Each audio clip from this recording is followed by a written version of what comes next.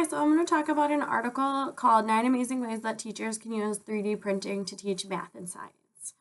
I liked it because it talked about a bunch of different things that I've never thought about using. I have no idea what a 3D printer was, honestly, and I never thought to use it in a classroom. I just thought it was for things, like in metal shop or in like tech ed, things like that. So once I read this article, it was really interesting and it opened my eyes to things that you could use it in the classroom for. So, first off, it talked about having your students be able to create custom artwork frames, which they kind of looked like Tinker Toys or like Legos. They all kind of fit together. Um, and this way they could practice geometry and they could calculate measurements.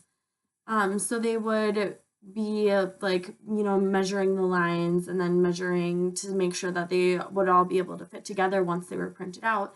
And to make it a little bit harder, they could create decorations for their frames so that the decorations could, pop on and off of the ends of their little artwork frames.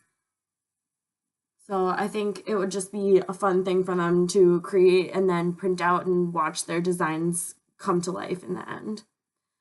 Another part of the article talked about one teacher printed out catapults for her students. They were talking in history class about catapults, and so she printed out 3 different designs of them. They all tested them, and then they talked about what they would change to them, and so the students all drew their different ideas about what they would change and make different, and then they printed out more catapults to see what they changed on them and to see if those would work even better and things like that. And I thought that was really interesting to bring their teaching to life and bring their ideas to life, and that would be really cool for the students. Another one was being able to print like 3D maps and 3D bugs. I would have never thought to print 3D bugs for the students, but it was a good way for them to learn how to make sure that they're like creating something that's going to be practical, because for a bug you'd have to make sure that its legs are going to support its body and that it's going to be able to like fly and things like that. So you got to make sure you're putting everything in the right place. And then for the maps, it's just kind of making the student be able to visualize everything better.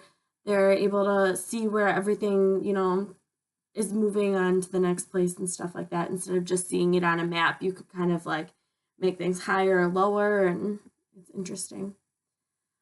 And one last thing the article talked about was different kinds of things for more like focused on like math. So it was finding volume, printing equations, teaching fractions, and teaching area. So they all had like 3D figures that they printed out, and they were like cubes and cylinders and like pie charts and things like that that they printed out, and the students would be able to do math equations hands-on instead of just seeing it on a piece of paper. So it would be easier to, be able to visualize it when you're holding it in your hand instead of just seeing it on a piece of paper and being like, I have no idea. But overall, I thought the article was really interesting, and I thought it gave great examples of how you could use a 3D printer in the classroom.